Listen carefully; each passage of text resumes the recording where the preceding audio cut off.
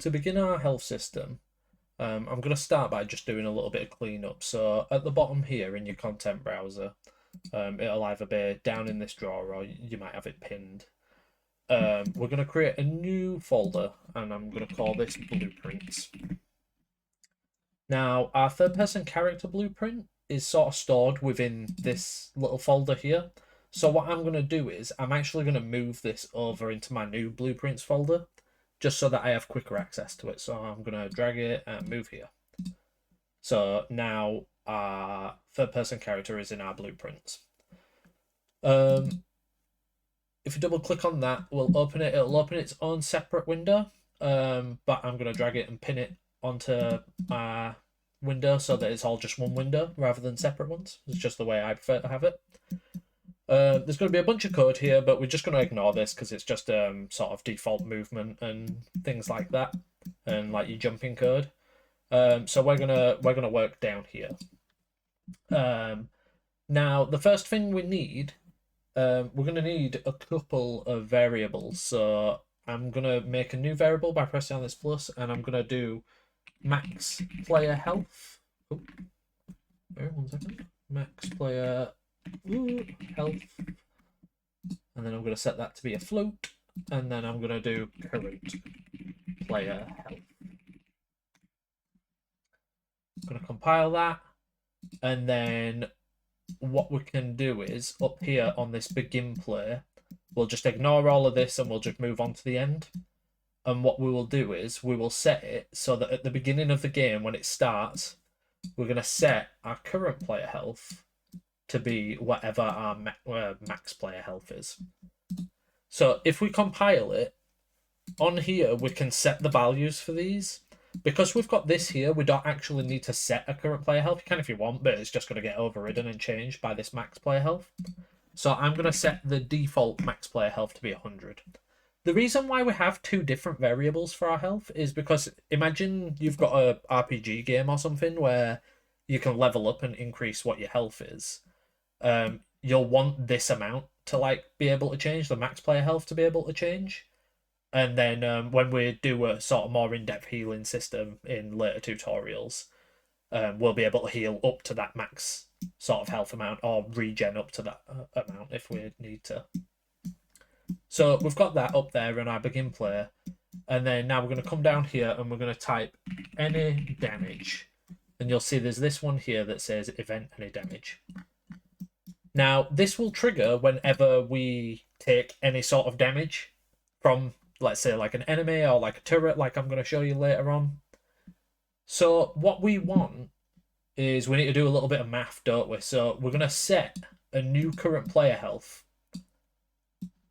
and make sure we drag our execution pin in, make a little bit of space.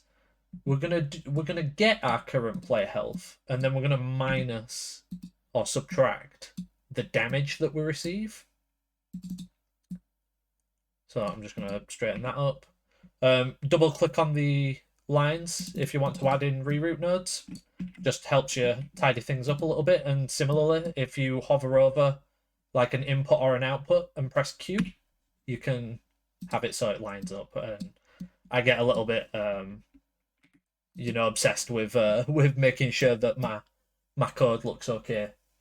So whenever we receive any damage, we're gonna minus that from whatever the current player health is.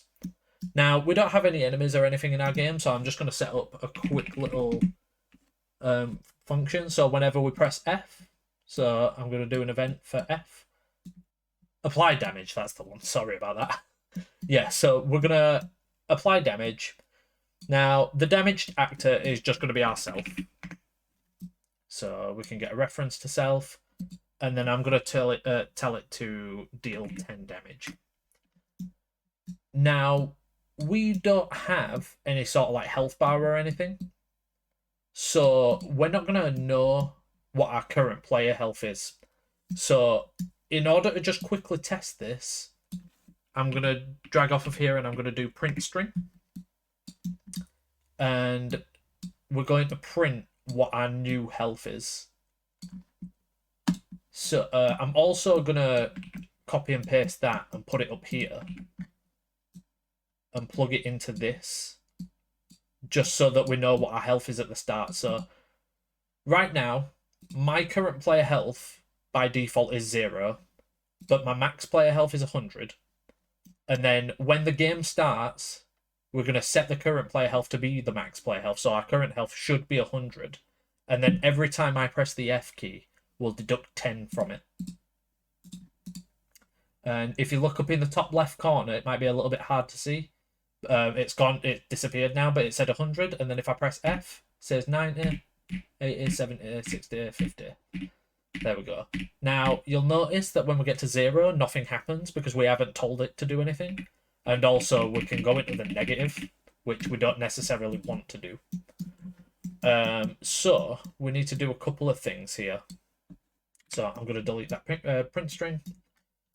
We're going to do something that says if we go into the negative, if we go below 0, then we'll kill the player. So if we drag off of here and do a branch, we can check if our new current health is less than or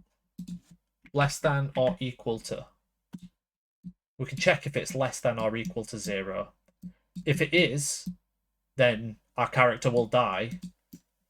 And what we'll do is we'll just copy and paste this over and have it where if that's true, then we're just going to reset it back to 0. So the reason for that is if I set this to be an odd number, so like let's say 33. So if I press F,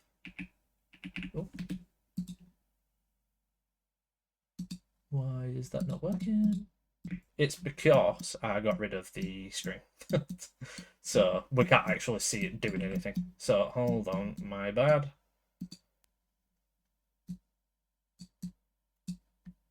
And we'll do current player health in there. But we'll have it print it no matter what. So I will also plug in this false here. Now this is just for testing purposes, really. So if I press F, yeah, there we go. Now it goes down 70, 40, 10. So because we're dealing 30 damage, if I press F now, it should go down to -20, but then it should reset back up to 0. Now you won't see that happen. You should just see it say 0, hopefully. Yeah. So now our health is like capped and can't like go below 0 anymore, which will help us a lot when we're programming our health bar.